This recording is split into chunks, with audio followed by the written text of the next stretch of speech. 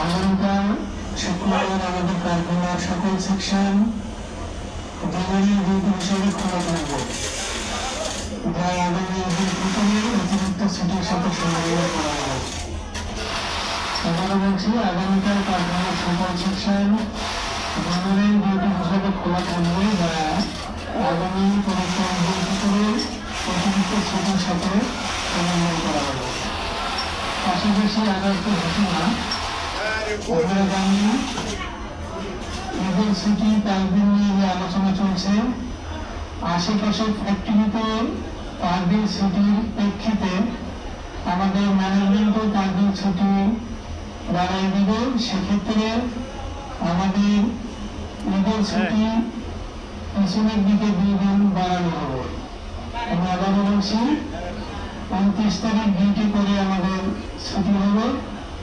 আশেপাশের ফ্যাক্টরি 5 দিন ছুটির প্রেক্ষিতে আমাদের ঈদের ছুটি পিছনের দিকে 2 দিন বাড়ানো হবে, অর্থাৎ আমাদের ছুটি সেক্ষেত্রে হবে 11 দিন। সকলকে ধন্যবাদ।